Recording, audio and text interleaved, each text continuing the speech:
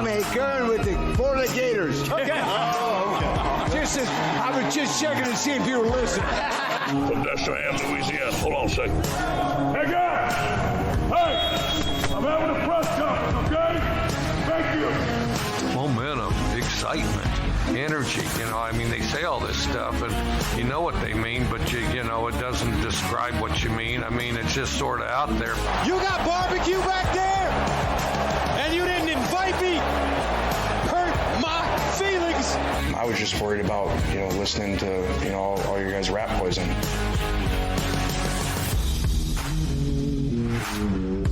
Welcome to Sideline Judgment. Here are your hosts, Sergio and Tyler.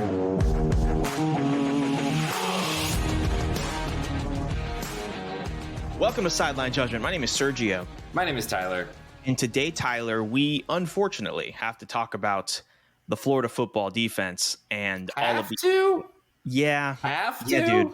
Yeah, we have to. We are in charge. We are in charge. And I think because we're in charge, we have to make the right decisions. We have to make the tough calls. Exactly. We got to make the tough decisions. We're going to talk about the Florida defense. We're going to talk about Florida's loss to LSU. We're going to go in a different direction. We're going to talk about some really good football that happened this weekend. Some great games outside of Gainesville that happened. Like really, really good college football week. Then we will go ahead and talk about next week's games via our 5 wide and 2 point. There's no Gator game, so we're not going to have a little Gators discussion for the future. Next week, though, we'll probably have a little maybe abstract mid-season check-in. I know it's not exactly mid-season, but it's the bye week, so we're going to be able to have a little conversation next week about the Florida football season as a whole. But let's just jump right into it, Tyler. Let's rip the Band-Aid off. LSU 45, Florida 35. I made a joke about the Florida defense as we started. But where was it? It wasn't in Gainesville this past week. So I was going to say there's truth in comedy, and that's why I was referencing a joke, even though it was very true that the Florida defense was very non-existent. Tyler, as a whole with this game, what did you think of it? How to put this into words? Well, I hope you can find some words considering this is a podcast. I'm trying to think. Well, again, encouraging night for the offense. Even okay, it's frustrating. Like I said, this is a joke last week. I'm like, well, what if this is the week that Brian Kelly decides he's going to trust Jaden Daniels, which is absolutely what did happen. 7 games in. But do we say that he trusted Jaden Daniels, or he just felt comfortable enough letting him do things because he just knew how the Florida defense was? It's probably more of that. It's just, look, there's one thing you have to circle in red with this game is that the Florida defense basically was a plus LSU factor to this game. Like, didn't create any real turnovers. It only had like 1 or 2 real stops. At no point could stop Jaden Daniels and the vaunted LSU passing attack. There was just nothing. And Florida came out hot. They fell a little behind at one point, but they made it a 10-point game. There's 35 points. I continue to be encouraged by the offense, still knowing that not all the pieces are there. This is the one time in the past several games, and I have a lot that I'm about to say here, but it's like, okay, the majority of the problems I feel like the Florida has on defense are personnel, which is, a Mullen problem. And now Napier is having to deal with that. Now, should your defensive coordinator, as the Florida Gators, ever have a defense this bad? I would say no. And no, Patrick Toney is definitely on a cool. He's going to get another year, obviously. But instead of just seeing how it goes, we're going to need improvement. Like, this has got to get better. Luckily, and again, this is the weird way it feels this season as opposed to last season, is that because the recruiting class is so good for next year so far, and is looking so good, to me, there's a lot of patience that I'm putting into this. This is the first time, though, this season where I've definitely been like, cool. So we've definitely circled something now that needs to get better. Like, and like, if it doesn't get better, we will have a serious problem. And the defense was the problem. Yeah. I don't know how else to say it. There's no other way to say it. Patrick Toney's career is encouraging because his 4 years at Louisiana, DC, his first year was terrible, and they got steadily better until they were in the top 20 in the country at Louisiana by 4 years. It's going to have to happen sooner than that for Patrick Toney. Again, we've talked about it at length that this is a season where the blueprint there seems to be working. It's just we don't have the players. Yeah. Now, and again, I didn't see anything crazy from a defensive scheme perspective that bothered me, Yeah, I'm not seeing the players are just not making plays. I'm not seeing egregious schematic things. I'm not seeing egregious high level things. I agree with you. I really see it as the players are just not making the plays. Like you said, I don't know if you tweeted it. I think you texted this to me. Where you were or send it in a group chat on Twitter with a friend of the pod, Michael Phillips, friend of ours, where you said it's kind of wow. The whole issue with the reason Mullen got fired was because he wasn't recruiting, and would you look at that? The players he recruited are not doing well in the current team. Like it's going to take time. I know. Wild, crazy concept. I know. We keep preaching patience, and I at the very least admitted that I don't think Billy Napier is the issue. There are a lot of toxicity out there about, oh my God, we should have never hired Napier, this and that, whatever. Yeah, it's ridiculous. Those people, it's clickbait and ridiculousness. Well, they're just not watching the football games. That's what it is. They're really not paying attention to the program. And you're telling on yourself if you say that. But what I do see credit is, like you said, I'm not saying it's Patrick Toney's fault. I'm not saying that this, I don't see anything schematically. And I'm not, self-described scheme guy. I'm not, but I have a bit of an understanding. I don't see it as being that big an issue, but I agree with you in the fact that we do need to see some improvement in the next season. And I would like to see some improvement in the season in small things, right? Like positioning wise, like getting players in the right position, not that he's not coaching them to where they need to be. The players just aren't where they're being told they need to be. You know what I mean? Yeah. Well, it's additionally our defensive line has kind of didn't do that well this game. And we don't have depth either. That's another thing. And again, Patrick Toney has inherited a mess on the defensive side of the ball. That's not his fault. However, it is his job to fix that mess. And if he can't fix it, then that means he can't do his job. Now, again, patience. This thing takes time. Could you imagine how this team would be if Grantham was still the DC? Probably might even be worse. Which might be hard for Gator fans to imagine, but I mean it. So, and on the offensive side of the ball, it's funny where it's just I think two of our absolute best players on offense are both Louisiana transfers. Yeah, Osiris Torrance, who did not play this last week and was noticeable. He was out. And Montrell Johnson. Montrell Johnson. Those are two of our best players on offense, our most consistent best players on offense. They were not recruited by the staff that before. Billy Napier brought them here. They would not have come here if Billy Napier didn't come here. Correct. So I don't know. It's again patience. I just think I don't even really think that LSU is that much better than Florida at the moment. I just think that Florida had the worst unit on the field.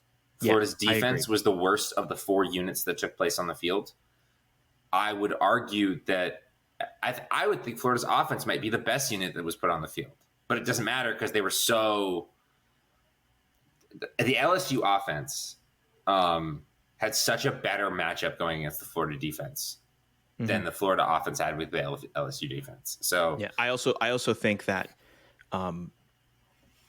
Florida didn't get a chance to really do what they wanted to on offense, especially in the second half. They really had to change the way they play. This team is at their best when they run the football offensively. When they run the football, when they're able to, they came out to a hot start, doing what they wanted and that's to. Fantastic. That's what you want to do. You always want to start off great, and that's a good sign because in the past this season we haven't seen the best starts. We've seen them kind of pick up as the game goes on. Into games, yeah, exactly. So to see them have such a good start with that 51-yard touchdown pass to Shorter, I thought that was a great message, and that was a great sign in the moment of what was to come. Obviously that didn't come to fruition, but when you're down 2 scores, almost 3 scores in the third quarter, and you have to start airing the ball out, this team runs a great play action. Right, they're not built for that. So there are a lot of things that went wrong in that direction. I do want to ask you one more question before we move on. Do you see, given that both of these programs are in their first year with a new coach, given that these programs are both, I would say LSU has less patience than Florida. I would say Florida definitely has more patience in terms of the institution of the program has more patience with Billy. Do you? I know we don't have any regrets in terms of who we believe to be long term the better coach to lead the program between Brian Kelly and Billy Napier. But do you see where people are coming from now in terms of maybe not wanting, maybe wanting someone like a Brian Kelly who is going to get you those immediate results? Can you see that at least? Because I mean, I personally don't believe in it. I just want to kind of give that other side of the coin. It's that situation where I think, yes, I think Billy. Here's the thing: we know what Brian Kelly is. So that's what you're banking on when you hire Brian Kelly, is that you know what he is. And it's the thing. He has been pretty much exactly what he's been. And you're sitting here with Billy Napier, and I'm like, we think we know what he is, but he hasn't had a big-time job before, and you think he's a program builder, so you're taking the upside swing. And I believe in, especially because of the recruiting, because he's a much better recruiter than Brian Kelly, I believe there is a brighter future ahead. Brian Kelly is more of an immediate results thing. And I mean, yeah, it goes back to the you want the guy that you know versus the guy from up the school of Louisiana. Almost every great head coaching hire in college football in more recent history has been a version of a Billy Napier hire. Like that you can't just keep recycling guys from the higher ups if they're not working out at their previous schools. Like so. But I mean, like, this doesn't mean Brian Kelly, even at Notre Dame, he had bad seasons, but he also had like 10-win seasons. Like Brian Kelly is not going to fall out from under him at LSU, like immediately. They're not going. I don't think he's going to be worse. But is that thing where like, can Brian Kelly survive a 4-8 season at LSU?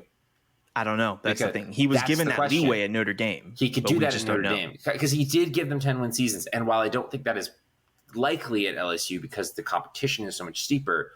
Brian Kelly, I don't think is a bad coach. Like, I mean, he has won too many games, played in college football playoffs and national championships. Like, for me to say he's a bad coach, I don't think he is a great coach. Mm-hmm. He's that second tier. He's not going to win you a title, but he's definitely going to have you in the conversation.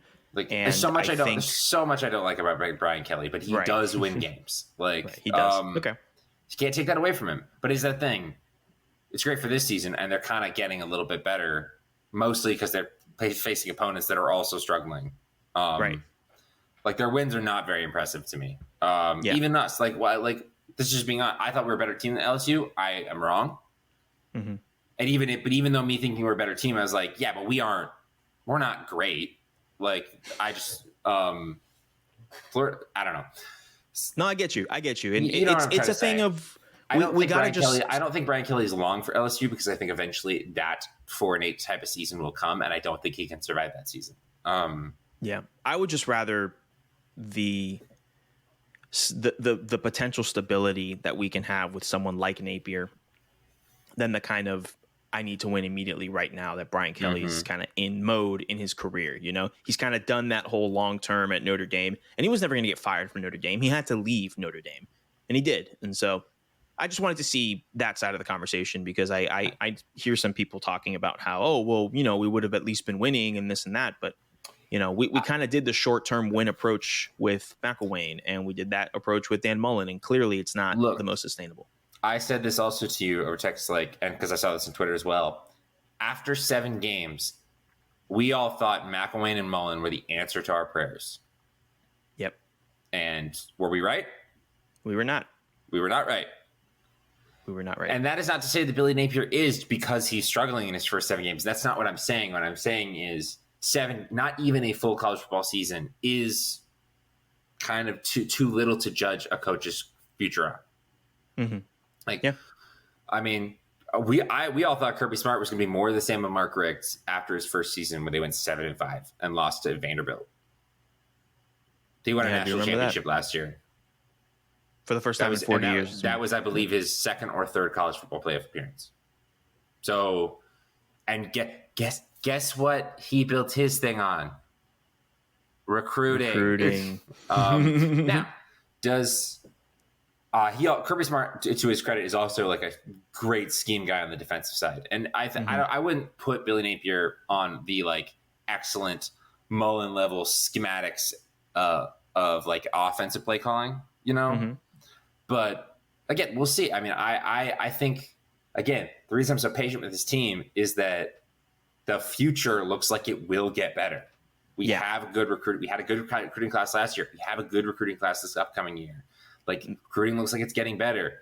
Like even in games that we lose, we're like getting commits that are 4 stars and 5 stars. Like, so there is a light at the end of the tunnel as opposed to previously. Like, I agree, Tyler. But from the future, we got to come back down to the present. Cool. And last week with 5 wide, we had an interesting week in terms of you and I, our scorecard. Let's just jump right into it. Usually I would go in order because we like to put 5 wide in chronological order so you can have like a layout of the day. We're going straight to the 3:30 CBS game of the week. We're going straight to the game of the year. We're going straight to the game of the decade so far. Dare I say, Tyler, Tennessee 52, Alabama 49. Just an incredible football game, Tyler. I have questions for the first time. I have questions about Nick Saban, and I won't say this. I don't mean. I know, Tyler, you just made the big eyes at me. I don't mean that the dynasty's over and I'm sounding the alarm. No. What I mean is you got Jahmyr Gibbs, and he's shown that he could, be pretty successful running the football, getting 3 or 4 yards at a time, and you're, pretty getting down close to the wire. You could run the football and force Tennessee to take their timeouts and then maybe get a closer kick and then this and that. But instead, you throw the ball 3 times, setting up a kick, which, again, the only way that Nick Saban loses football games, ladies and gentlemen, is if the kicker makes a mistake. And unfortunately, it seems to be his Achilles heel. Alabama kickers are back. Alabama kickers are back, baby. This was a fantastic game, start to finish. Tennessee goes up early. They're feeling themselves at Neyland Stadium. Alabama does the expected and comes back and makes it a game. And then in the second half, they're going back and forth. Tennessee gifted Alabama 7 points with a fumbled exchange on an option play with Hendon Hooker and his running back. And the Alabama defender just kind of picked it up and walked in the end zone. There was everything. And this is the Stephon of college football. There was everything. Just incredible football game. Tyler, what were your thoughts on this game? Oh, we should also mention Tyler picked Tennessee, so he gets the points. Feels dirty, but I'll take it. It was weird. It was really weird. What did you think of this game? My thoughts. My number one thought is Hendon Hooker for Heisman. He's got to be the Heisman front runner at this point, right? Like can't think of anyone. I don't know anyone that throws a better deep ball, but this game was just incredible to watch. Tennessee came out swinging, kept going the full time. I do think their defense has issues because Alabama also hit right back. And this is with Bryce Young playing. And again, I don't think he's fully healthy. That's not an excuse, but that is an explanation. I mean, this was just a good game. Like, it was a great game. And Tennessee's for real. No one can argue that. They beat Alabama for the first time. Tennessee is for real this season. Yes, we'll get to that. Yes, now we'll get to that. It's the same situation. It's my same thing with UCLA, where I'm like, cool. When Hendon Hooker's not here throwing those deep balls, is this gonna work? I'm also old enough to remember when Hendon Hooker could not win the starting job at Virginia Tech, transferred to Tennessee, could not win the starting job at Tennessee. The quarterback in Heupel's first year last season, forget his name, he goes down, Hooker steps in, and then ends up having a good season. Sometimes it just takes time, people. Okay? Sometimes it just takes time for players to develop and get their feet under them, and I'm happy for Hendon Hooker. I agree with you. I think he's got one of the best deep balls in college football today. He went toe-to-toe with the presumed number 1 overall pick in next year's draft and Bryce Young, defending Heisman winner. Both of those guys will probably be at the Heisman ceremony in December. Fantastic players, a great football game. I do want to ask you the Alabama question because we said this before. I was going to get to that. So ask me the question. So the question is, we have been in this situation before where Alabama loses a close game, and you and I, our default setting is, I'm not going to panic. It's one game. Saban will come back, and he typically does. Now, this is not one time that Alabama has over 15 penalties in a game. This is now twice in the same season. They were lucky to escape the game against Texas. We both think that if Quinn Ewers plays in that game, they're winning that football game, or doesn't get hurt, I should say. This is now twice in a season, and this I've seen a big enough sample size this year. I'm not declaring the dynasty over. I'm not saying it's over, but I will say this is the first time, this is the closest I have felt to feeling like there's going to be a change in the guard in terms of Alabama being this incredible juggernaut that no one can take down. We saw them lose to Georgia. We've seen them lose to Ohio State in the past. We've seen them lose these football games. I mean, they lost to Clemson multiple times. Lost to Clemson both times. Like, is this the beginning? Like, they lost to Texas A&M last year, and not a good Texas A&M team, too. No, they barely beat this Texas A&M team. I think we are in the era of undisciplined Bama, which is very strange to me. We've never lived in that era before. We never lived in that era. Well, it's like, and there's no one in the world I bet against. I would not count Nick Saban out in any situation. But it is one of those things where I'm curious because last couple of years, especially, but definitely this year, it's like Bama seems undisciplined. Maybe it's the type they're still recruiting at a high level, but maybe there's not as much buy-in. Maybe the staff is a little different. Like Nick Saban can't do everything. But it is that thing, like Nick Saban teams are making mistakes that they don't typically make, that other high-profile teams with high-profile recruits that tend to be undisciplined, they make those mistakes. Alabama never makes those mistakes. Alabama's making those mistakes right now. And it's the thing. It's like they're drinking their own Kool-Aid without having actually really earned it at all. Mac Jones is the last quarterback to win a championship at Alabama. So, like, I mean, that was their last quarterback. Right, right. That's their last one. But it's that weird thing where, so it's been like 2-3 years. I don't know. I don't know. I have a theory. There's a humility. There's a lethal humility that Bama has always carried with them, of like a dangerous humbleness to it that I don't feel with this team. I have a theory, Tyler. Yeah. So my theory, Alabama rose to prominence in the late aughts, I should say, behind Saban's defense, ball control. That was one style of football. That was Alabama 1.0. Then when they started to notice that things were slacking, right, that other teams were catching up, other teams were doing what they were doing, maybe not as good, but good enough to kind of get them. We got the famous Saban, is this what we want football to be? Because if we want this is what we want football to be. I will do this. And he did. And he perfected it. Yeah. And he dominated. Now, like you said, we're in an era of a bit more undisciplined Bama. I don't want to be the guy that's like the NIL and the money and the players. No, none of that. But what I will say is that now that other teams seem to have caught up to Alabama, not just schematically, but I think in infrastructure, that's the key, I think. They're catching up to Bama in infrastructure. Georgia and Ohio State have those infrastructures. A&M, for as much as we make fun of them because they don't produce results, infrastructure-wise, they're on that same plane. Billy Napier is creating the infrastructure as it's happening right now. Other programs throughout the country have that. Oregon has something similar to this. USC is probably going to have this with under Lincoln Riley. He just left the machine he had at Oklahoma. With all of these improvements in the Texas too, of course, with the gap shortening in terms of infrastructure, what can Nick Saban and Alabama do to separate themselves once again and kind of extend this incredibly long window that is already an all-timer? You know what I mean? I'm not so sure I see another move to make.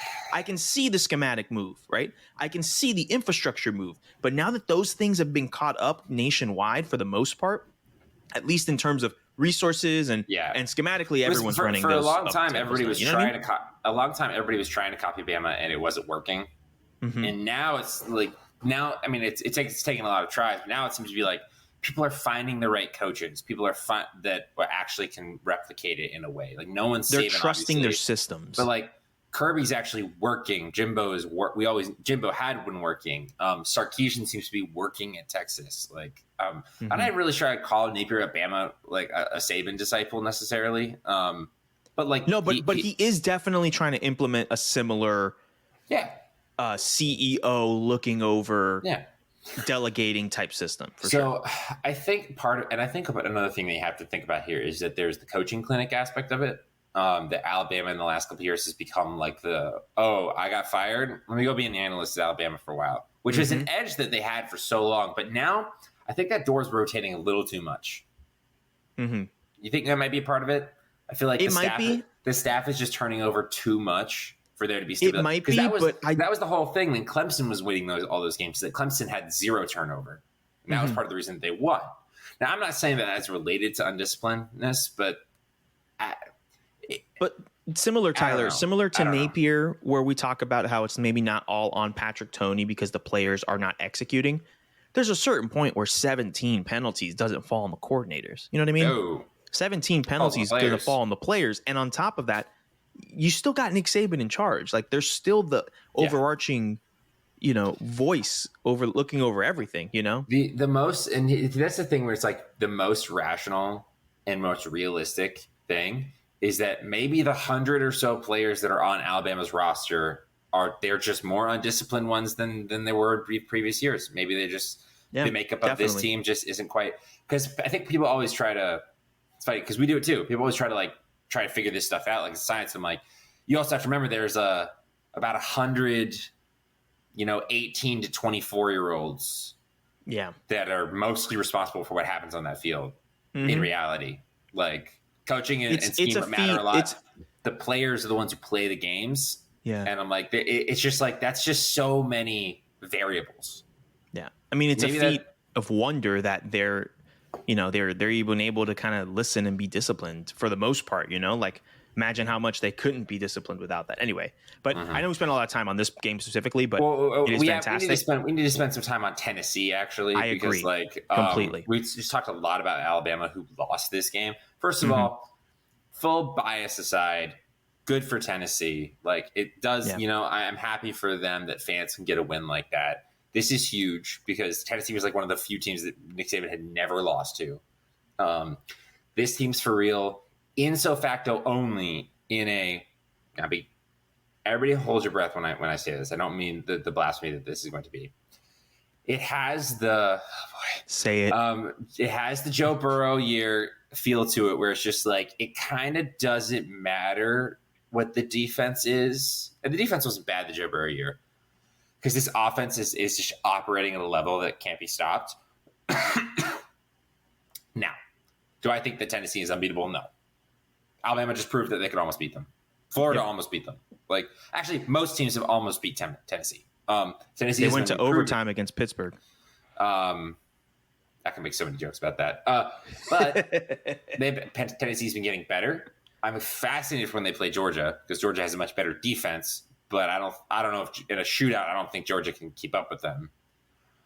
And then it's like, I'm not ready to be like, oh, Tennessee's going to the playoff, because like Tennessee, it feels like it's either going to be Tennessee or Georgia out of the East.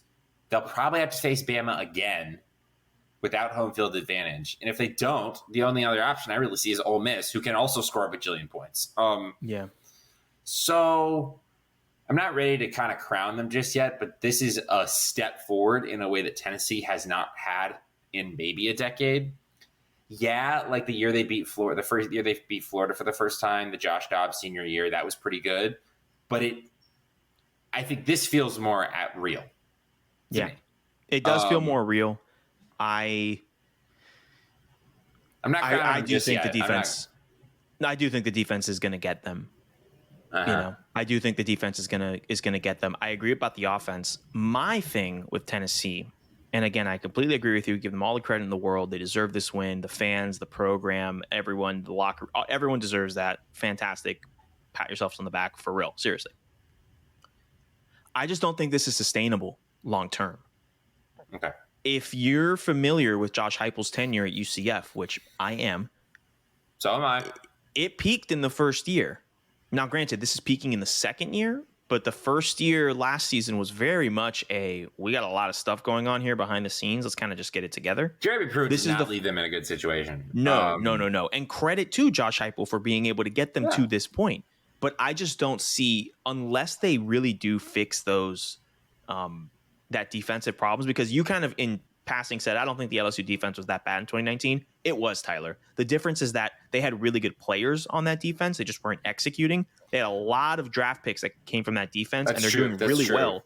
Doing really well in the league. Guys I don't like Patrick see that Queen. here in this Tennessee I don't defense. see that in this, right? Maybe some guys' names will be elevated because they're playing on this team, but I just don't see it being this like elite thing. I do think that they can get got. And listen, if they make the playoff, if they make the SEC championship game, good for them, because I agree with you about that Georgia situation. Schematically, it does favor Tennessee, in my opinion, even though Georgia has one of the best defenses in the country. So it's for me, it's I'm walking tepidly. You know, I'm being very careful. They still have a long road ahead. I mean, they have beat the best team on their schedule right now. Mm-hmm. That's true. They did it. Congratulations. Yes. It was an incredible game. Context aside, it was just an incredible game. Electric environment. You will likely have to face that team again. You will also likely you have to face Georgia. I don't know who else they have on their schedule in between that, but like, say you beat Georgia and you beat Alabama again, you would still need to go win 2 games in the playoff against high caliber teams. And you would need to play Alabama in a neutral site against a team that's they've already seen. Yeah, and that's a big deal. Bryce Young might be healthier. Exactly. There's a long road ahead, but this was a there for real win, because I think the fact that we're having, I've been like, cool, Tennessee's good, but they're not that good. Like, right.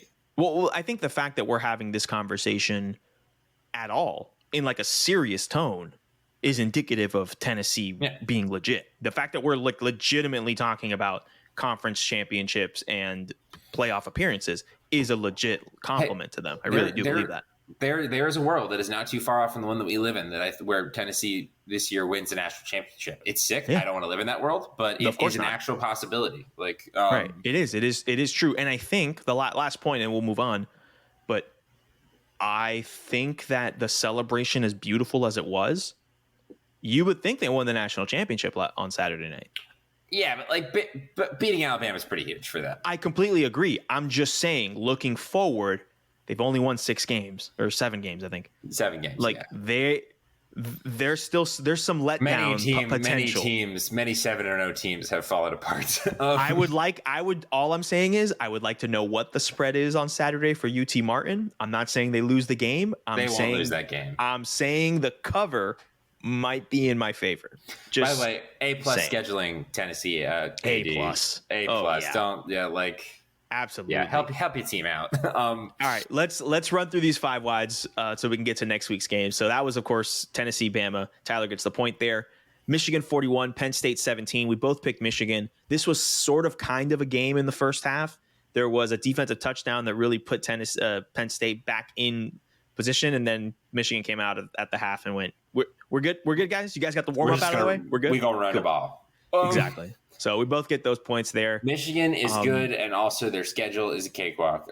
Yep. They really don't play anyone until Thanksgiving. Moving forward, Oklahoma State 40, TCU 43 in double overtime. Tyler gets the point. Just a fantastic game. It's unfortunate that this game was taking place at the same time as Bama and Tennessee. Any other week, this would be the game of the week. So I was at a friend's engagement barbecue. Congrats to my friends Ben and Kendall. They're getting married in January. We're at their parents' house, had whatever. There was one television, and I literally mean everyone in the fourth quarter was watching Tennessee Bama. I was so proud. Like every single person there was watching. Great time. But my friend Sean had his phone out, and he had the overtime of Oklahoma State, and I was positioned myself perfectly to be able to watch the big game, but also kind of do that little look down to his phone, and he would kind of nudge me when things were going on, and it was good. So I watched that overtime of this game. This was fun. This was a good game. TCU and Max Duggan are for real. Sonny Dykes has them playing some good, exciting football. A lot of screen passes that just kind of took off, yards after catch, but points are points and yards are yards. TCU's got some good players. Quentin Johnson. He's a high draft pick in my opinion. I have been saying that the Big 12 runs through Stillwater. I think after this game, it's got to run through Fort Worth. It just does. What a journey this season has gone through, and where I know. The Starting Big 12, from the Norman, Big 12 train is going all the way around. Like it started in Norman. It checked flights for Austin at halftime of the Bama game, and then it didn't end up going. But then it went to Stillwater. It was amazing. It's been a great season for the Big 12. Tyler gets the point on that one. He picked TCU. NC State 9, Syracuse 24. O'Leary is his last name. He NC State quarterback, done for the year, probably done for his career because he's got some NFL prospects. So the NC State season is kind of de facto done. Not really done, but I still got, the guys in there got stuff to play for. But in terms of a ACC championship, the ceiling is different though. The ceiling. Yeah. I mean, they've already lost to Clemson. And exactly. Also, I mean, I forgot that Garrett Schrader was the Syracuse backup quarterback, so I actually felt way better about. I felt way better about that. I'm like, oh, a former starting quarterback. Yes, exactly. Someone with actual experience. Cool. I feel good about picking Syracuse. And credit to Syracuse, they're undefeated as well. They're going to host Clemson this weekend. We'll talk about that in 5 Wide. So credit to them. Tyler gets the point there.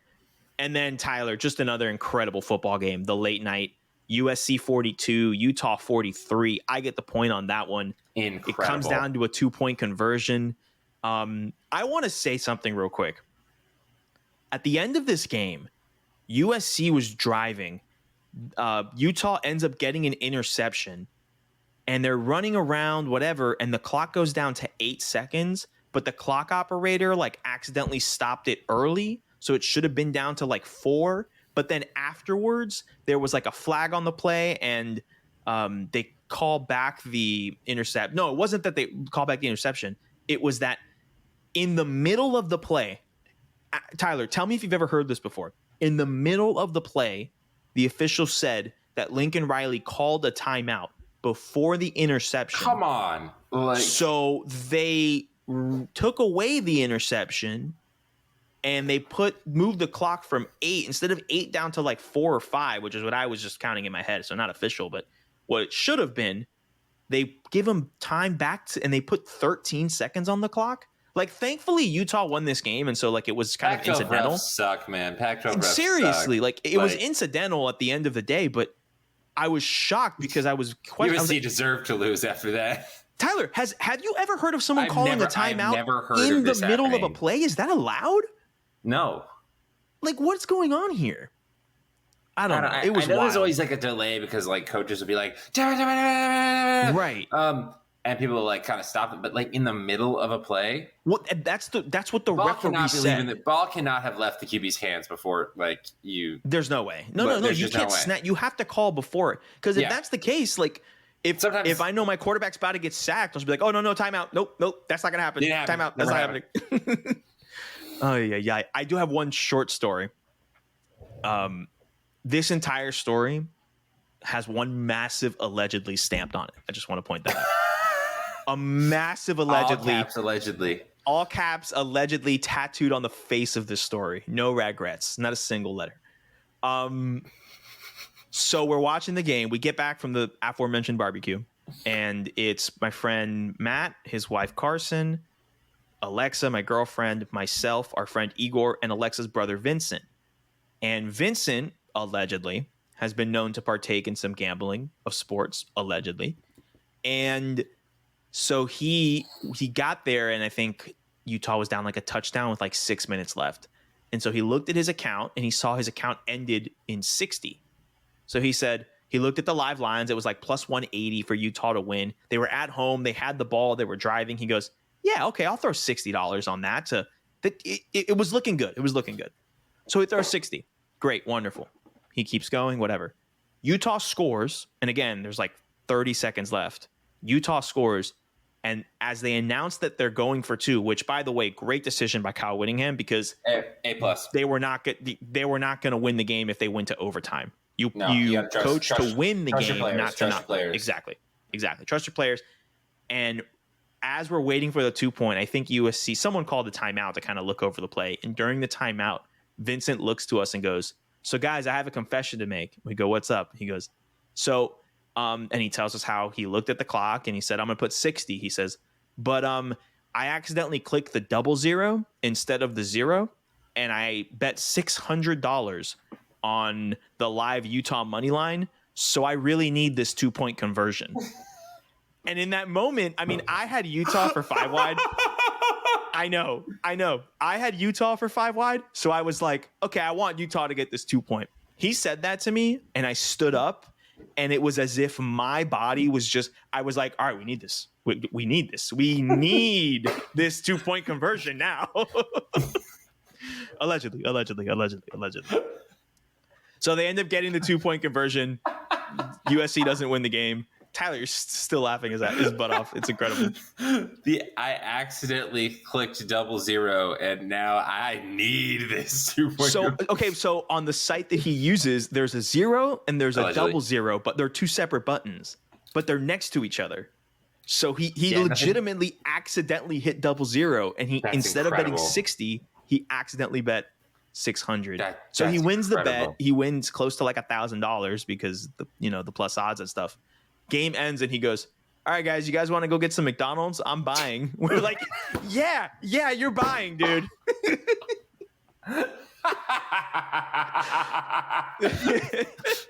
So we went and got double cheeseburgers on Vince. Thanks, Vincent. Amazing Oh story. my gosh. It was funny, man. Of course. Allegedly. Well, the cheeseburgers were not allegedly. We The actually ate cheeseburgers those. happened. Yes, those happened. But allegedly, that's what happened. So that was I texted him yesterday. I was like, hey, can I tell the story on my podcast? It's too good. He was like, yeah. So go ahead. So got his permission, got his blessing on that. Love you, Vincent. Oh my gosh. All right. So I got the point on that one. Our 2 points. Tyler picked Kansas to beat Oklahoma. Oklahoma won 52-42.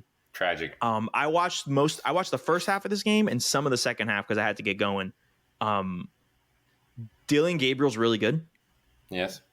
Really, really good quarterback. And he is kind of what's holding this Oklahoma team in this transitionary year. It's very obvious 100%. he is what's keeping them together in that sense. So, Additionally, if Jalen Daniels plays, oh, Kansas wins this game. you're not going to get a disagreement from me here, buddy. So I feel okay with taking the L on this one because I was like, cool. They lost by 10 points. It's good. It's good. It was good. And then my 2-point, Tyler, came on Thursday night. Why watch the Washington football team? Because I refuse to say their other name. Or they are the Washington football team to us always. Take on the morbid Denver Broncos. No, Why it watch? was the Chicago Bears. It was the Bears. I'm so sorry. I could not tell the difference. They were wearing just straight orange. I was like, it looked like the Broncos.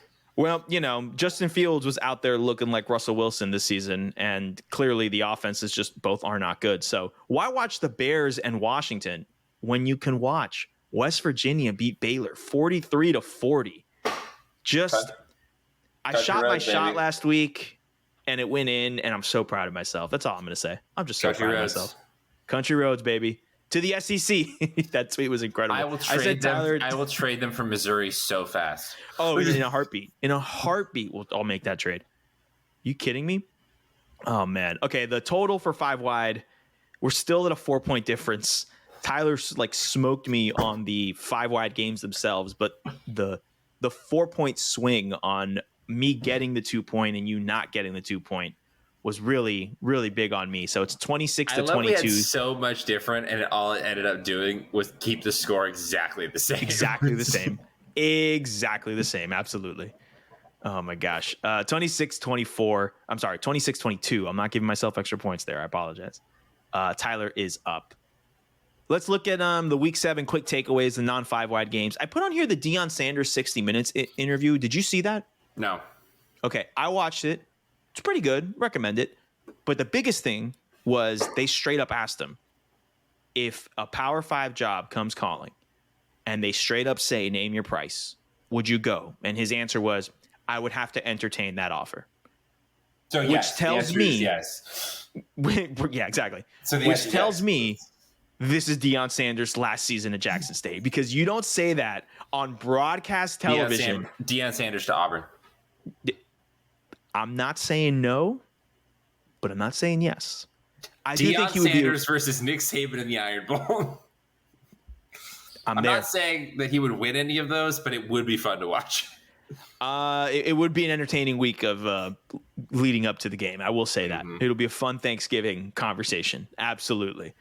I just wanted to point that out so that when people see Deion Sanders' name heavily linked to multiple jobs this offseason, you know. All right, some non-5-wide games to recap. UCF demolished Temple on Thursday night, 70-13. That was with the best uniforms of the season of any program. We got to admit that, right? The space uniforms.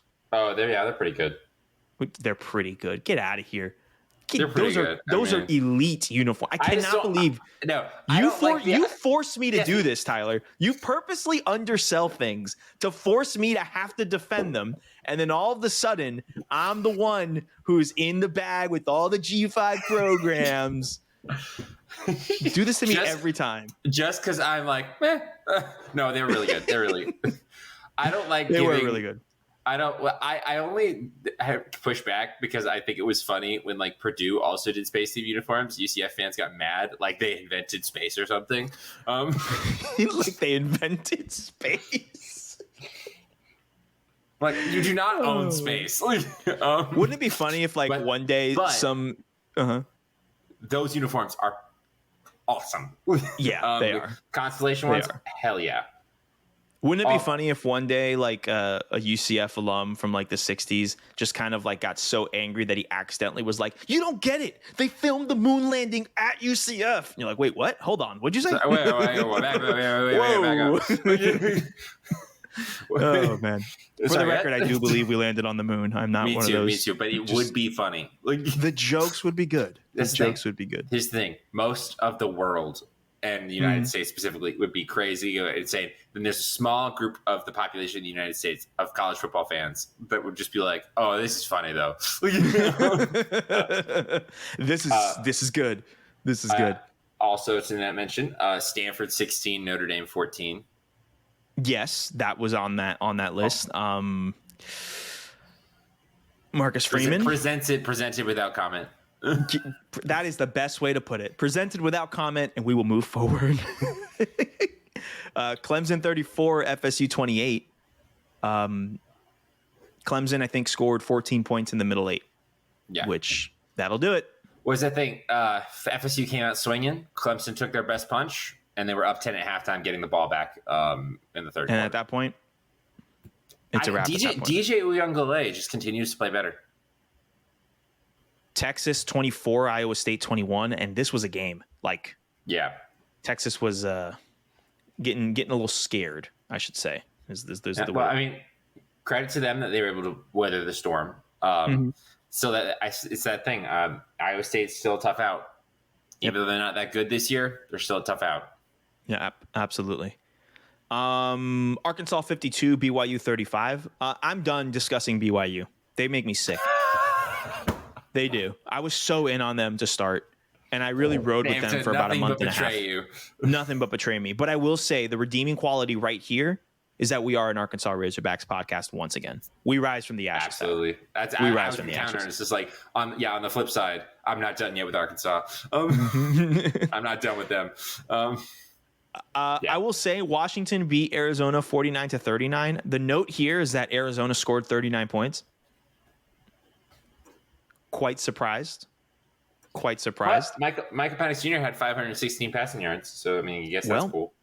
If we were this still was playing fantasy, that'd be incredible. That'd be incredible. Like, it's not. North Carolina beat Duke 38-35. Last second drive. I watched the last minute of this game because I was like, oh, they're about to lose to Duke, and this is a football game. And I went on and I looked at it and I watched it. And Drake May, man, just really good quarterback. Good college quarterback. He is just like Dylan Gabriel's holding together Oklahoma. Drake May is holding together North Carolina. Definitely. Yeah. Last one, Tyler. A game near and dear to our hearts. Oregon State 24, Washington State 10. This is a Beavers podcast, for the record. Also, Beavers podcast. There's a world. Arkansas podcast, Beavers podcast. I think those are the three this season that we got. Yeah. Additionally, there is a world, I think, where Oregon State might win the Pac-12 North. That's not inconceivable. Well, there's no divisions this season. They're organized, but remember, it's just the top 2 Pac-12 teams playing in the conference championship. That was announced before the season started. So Gotcha. Yeah. So they're not going to play in the title game, but Unfortunate. I forgot about that. they should hang a banner, though, if they win the defunct Pac-12 North. I would love it. I would love to see it. All right, that's it for non-five wides. That's it for non-five wides. As we said, Florida, we are on a bye week, so we will not be discussing that this week. We will still find a way to give up points. I don't know, man. The spread's only 2.5, so you never know. You never know with the bye week. Quickly, let's go through these 5 wide, Tyler. It's not the most intriguing week compared to last week. You know, it's not going to be the best one in that sense, but still some fun games. 5 ranked matchups. Starting off at noon Eastern on ABC, we have Syracuse taking on Clemson. Syracuse is number 14. Clemson is number 5. You get the first pick, Tyler, because I get the first pick on 2 point. What is it? Yeah. What do you got? I'm going to go with Clemson. I'm not going to spend too much time debating about it because as much as I believed in Syracuse, last week, Clemson's actually pretty good this year. And I agree. And the game is in Death Valley, so it's not in so formerly known as the Carrier Dome. Absolutely not. I will join you in that sentiment, Tyler. But great run for Syracuse so far. Seriously, great run for Syracuse so far. Really, really happy for them. 100%. Number 9, UCLA taking on number 10, Oregon. It's a 3:30 kickoff on Fox. It is also the site of College Game Day. I love when Game Day goes out west because you get the dark morning shots because they film live. 5 so it's 5 a.m. Yeah, exactly. It's 5, 6 in the morning. That's why I haven't watched Game Day a year. I know. I feel bad. I think, Tyler, personally, this is the game where UCLA, I don't want to say gets exposed, but this is where they suffer one of their few losses this season. I like Oregon as a whole. I think that they're still a talented football team, and I think that loss to Georgia really was kind of tainted the narrative around them. Yeah, they're not that bad. They're not. No, they're not. They're not. Yeah. They went up against the defending national champion in a head coach's first game in Atlanta, and Bo Nix, he got a bad Bo Nix performance. It's not going to happen when all those things happen. So I'll take Oregon. What about you? Who do you got? I like that pick. I'm going to disagree with you though. I'm going to go with UCLA because I do think they're going to slip up, but I'm excited to watch this shootout. And if I had to force Bo Nix into a shootout, I'm going to take Dorian Thompson-Robinson. You know what? I like that mentality. I'm surprised at how much confidence you have with UCLA going on the road to Oregon.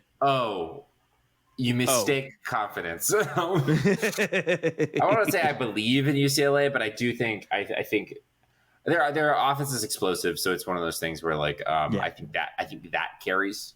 Mm-hmm. I agree. I agree. We'll see. Number 20, Texas, taking on number 11, Oklahoma State, 3:30 kickoff on ABC. Now, one would think that the result against Iowa State would kind of hinder people's expectations on Texas, but they ended up ranked. Quinn Ewers is still there, and you get the first pick, Tyler. And so I ask you, who do you have in this game? After suffering that tough loss, I do think Oklahoma State bounces back. Because I do believe in Texas in regards to them being good and I don't know if they're back or anything yet, but they're clearly on the right path in a way that is not fake, in my opinion. Agreed. But I do think Oklahoma State is a better team right now. Yep, completely agree. Completely agree. But I do think they're the better team. But I think that this is Sark's statement moment. Oh, I do. I think that it's hard to say that 49-0 against Oklahoma and Red River isn't a statement, but I think that he dominated the Oklahoma game. The next week they stumbled against Iowa State, but they were able to get across the goal line, right? A win is a win, right? A win is a win. They'll take it. I think this week is the week that Texas really starts to talk to themselves and say, hey guys, we only lost by 1 point to Alabama. we're still in this. We can still, all of our goals for this season are still achievable. And I think Quinn Ewers, now in his third game back from injury, I think we'll be able to settle in, and I think we'll give that Oklahoma State defense some trouble. I think this is one of the, like, we are a brand games. They kind of got that bad road loss out of the way with Texas Tech. I don't know, man. I have some points again to catch up on you. I have to catch up on you in 5 wide. And I think this is one of those situations where I don't feel horrible picking Texas. I think, like I've said before, Oklahoma State, I think, is right now in this moment the better football team. And for a long time, I said that the Big 12 is going to run through Stillwater, but they're not playing TCU this week. I think that Texas can kind of respond. I think Texas can kind of rally themselves around. What's going to be really interesting to see with Texas going forward, not just this season, but into next season, is their mental fortitude and how they can kind of insulate themselves and focus on what's at hand and keep all that, the coach cliche, all the outside noise outside, So I have to catch up points on you.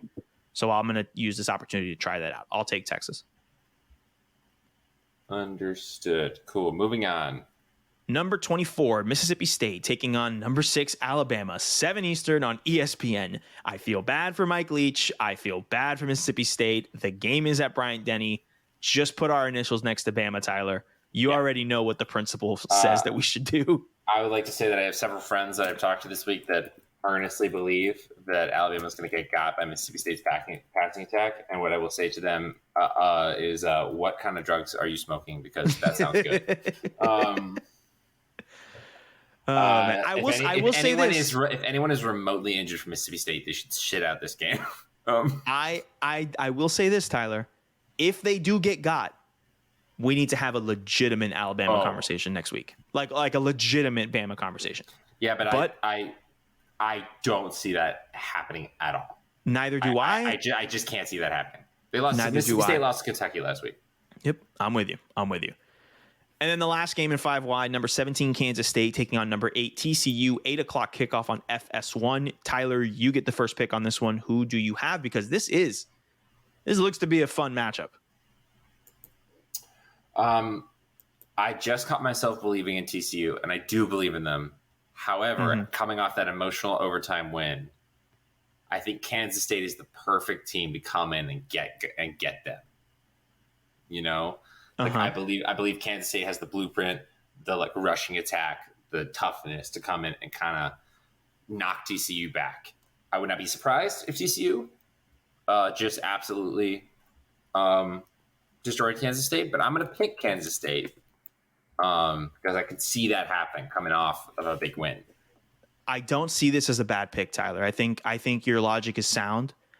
I just really like what I saw last week out of TCU, and honestly, what I've seen in the past few weeks out of TCU.